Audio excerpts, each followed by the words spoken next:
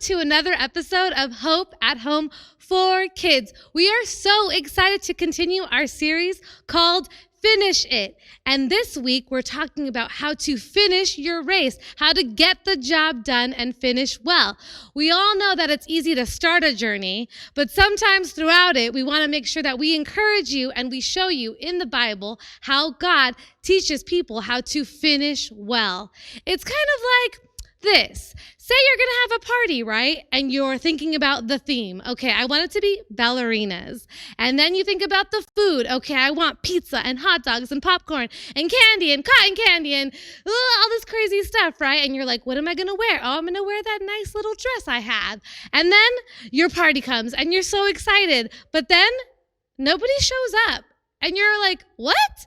It's because you forgot to send out the invites. Oh, so nobody's there to enjoy the party. We don't want that to happen to you, so we want to encourage you with a Bible story about how to finish well, how to make sure that you look at everything, you see everything, you hold on to God, and you continue to believe that He has the best plans for you, plans to prosper you and not to harm you. But before the Bible lesson, let's get into our weekly saying. And I think Maximus can help us out with that.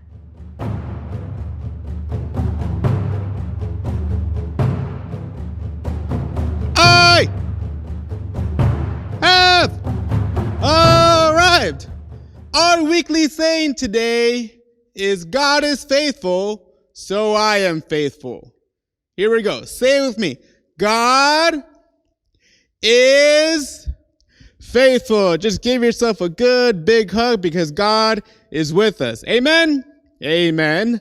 So I am faithful. And that is the weekly saying. Let's do it one more time together. God is faithful. Yay. So I am faithful. Good job, everyone. Amen. Thank you so much, Maximus, for helping us out with our weekly saying. But now it's time for the Bible story. And today we're going to get into the story of Joseph. Joseph and his dreams, Joseph and his brothers, Joseph, the man who finished it. Amen. Amen. So Joseph had a lot of brothers. He came from a big family. He had 10 big brothers and one little brother. And he was in the middle, and he had a great relationship with his dad, Jacob. Jacob taught Joseph how to read, how to write, how to do a bunch of stuff, and raised him to be a leader. Now you can imagine that this didn't sit well with the older brothers. They looked at Joseph and they said, why does he get all the attention from our dad? So they became jealous. But that didn't bother Joseph because he loved his dad so much. He also loved his brothers, but we'll get more into that later, okay? All right. Hold on to that.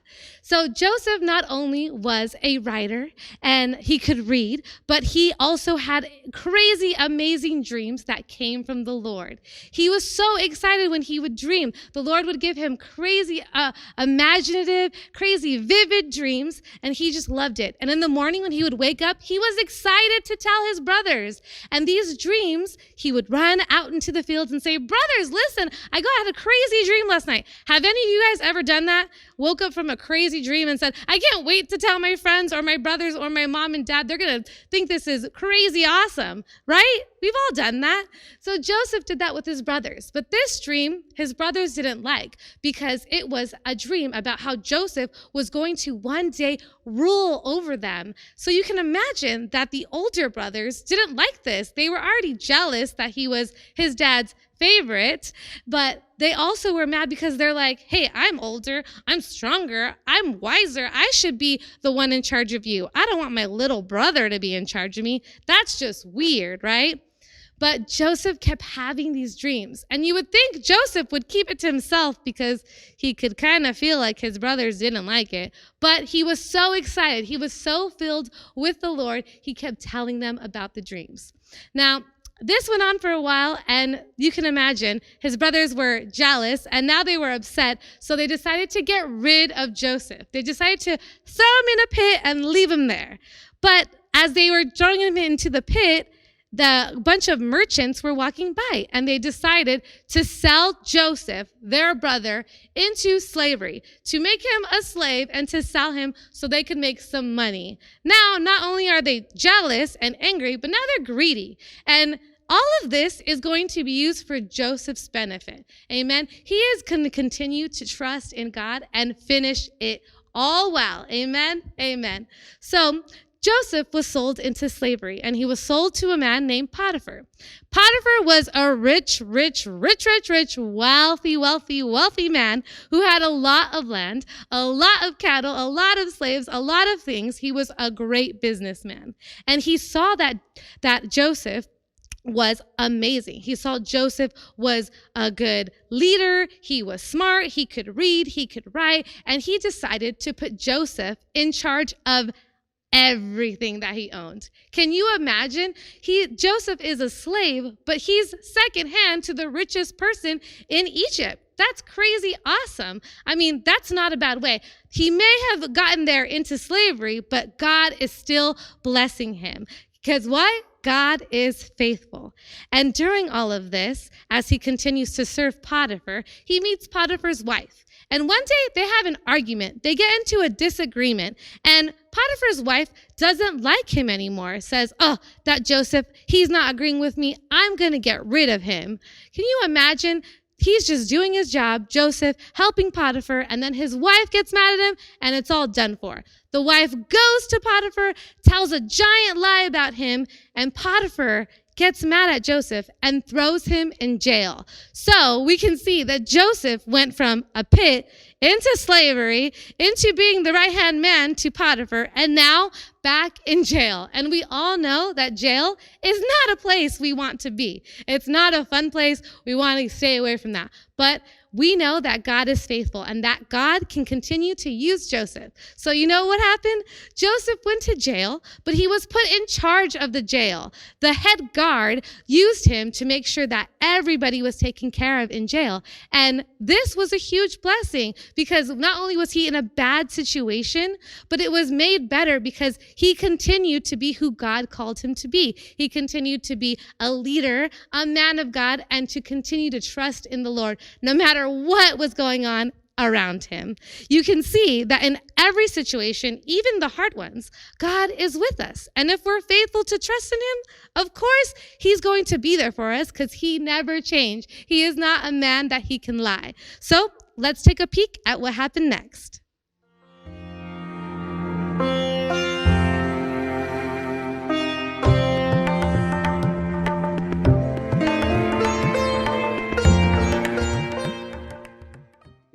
Joseph, you wee lad, you. You called for me, Mr. Warden, Yes, sir? I have a special project for you. You see these two here? Yes, sir. It's a baker and a butler. They have been convicted of a crime by the king himself.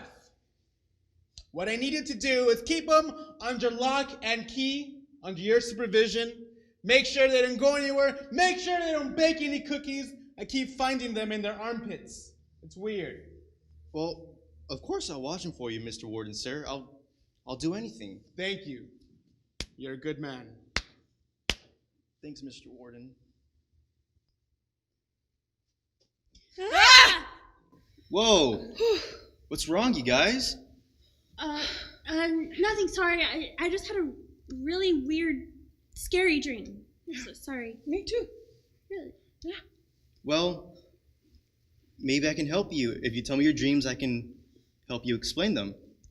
Okay. Yeah. So, in my dream, there was a grapevine, and it had 3 branches, and then all of a sudden, I was serving the king his favorite drink. I don't know.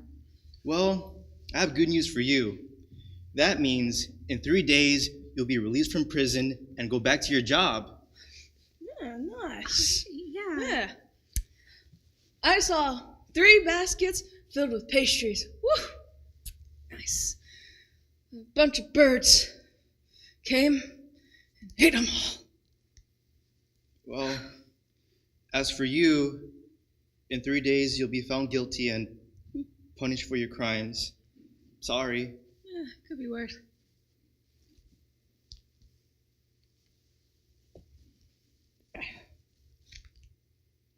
No. Where? Oh, I'm good, thanks. How?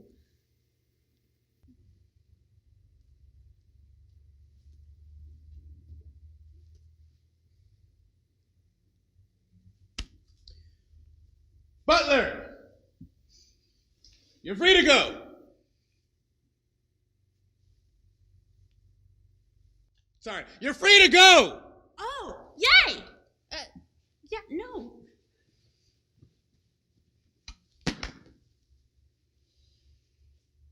Baker, you await trial, seeing as you are a criminal. That's right. It was me all along. I was the criminal.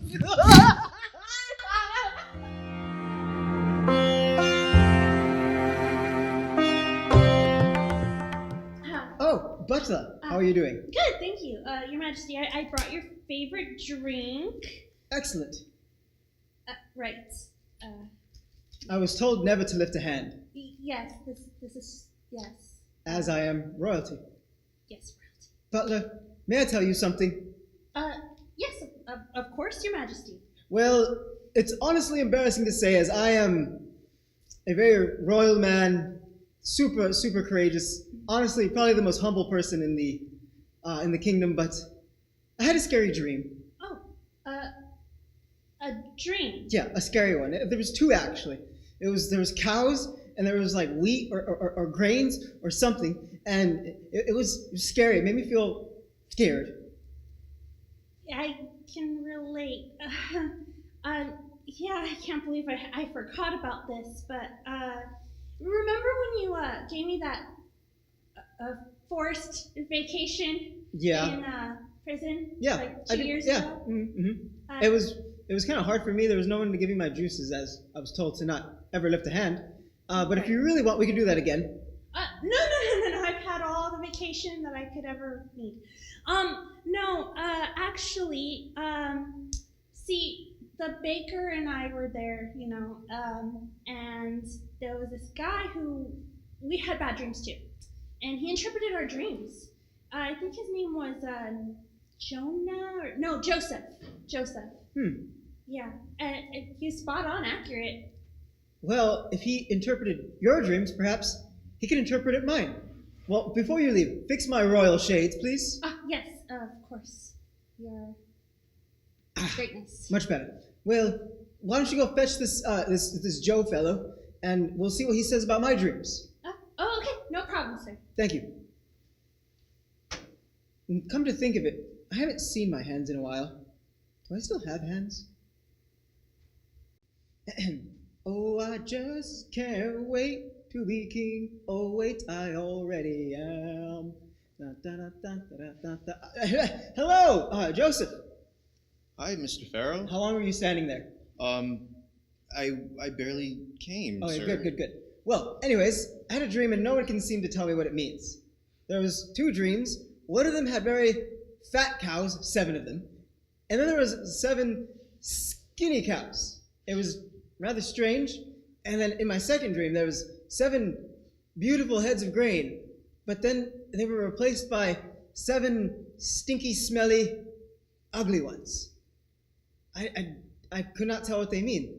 You have any idea what that might be, Mr. Joseph? Well, both dreams mean the same thing, Mr. Farrell. Mm-hmm. God's warning you, in 7 years, there'll be plenty of food and water as far as the eyes can see. But there will be 7 more years where there'll be a drought with no food and no water. Oh, no. Well, since you're able to interpret the dreams, what do you think we should do with the 7 years good and the 7 years bad? Well, for the first 7 years, stock up on as much food and water as you can so that everybody could be provided for. That makes In sense. a drought. Okay, good. Wait, I have an idea. What if during the 7 good years, we stocked up on everything so that way everybody would have enough food for the 7 bad years? Yes, that's a great idea, Oh my goodness, I Mr. am Pharaoh. such an excellent Mr. Pharaoh. Well, I see that God helped you bring me wisdom, and for that, you will now be my right-hand man, as I have none, I believe. Well, actually, do you think you can help me out with this? I was told never to lift a hand. How do you think I can lift this curse of royalty? Well, you want me to help you? Yes. Just Ah! do that. I have hands! You really are my right-hand man. Thank you, Mr. Joseph. I can fix my own royal shades now. You're free to go.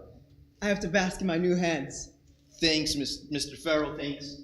They're so beautiful. They can touch everything but themselves. Oh, wait.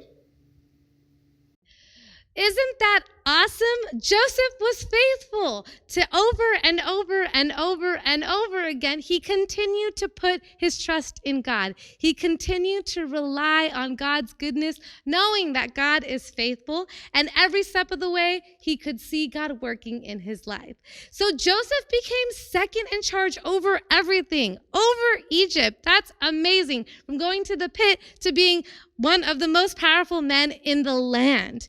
He used his dreams and held on to the dreams that the Lord gave him and continued to trust in God. And this way, he was able to help hundreds and thousands of people. He was able to provide food that came from Egypt and give it to other people so that they could survive the famine and the drought. And do you guys know what? Some of those people that needed Joseph's help now were his brothers. Can you imagine Joseph sitting up there helping all these people and looks up and sees his brothers? Can you imagine how upset he must have felt? He must have been like, oh, I remember them and I remember what they did. But do you know what he did? He forgave them. He had no bitterness. He wasn't upset or mad at all because he knew that God used every situation in his life for his benefit. He knew that God used everything in his life and turned it around for his good, and that he wouldn't be where he was at if those things didn't happen. What a great way to think about things, right? We can get so caught up in looking at all the bad, but God is using it for our good. So let's be like Joseph. Let's not just get excited about the dreams God has placed in our heart, but let's make sure we hold on to the promises that he has for us, and we trust and rely on him every step on the way. And that is how we what? Finish well. That's right. Awesome. Thank you so much for being so faithful to watch these. We love you and we miss you, and we hope to see you soon. Bye, everybody.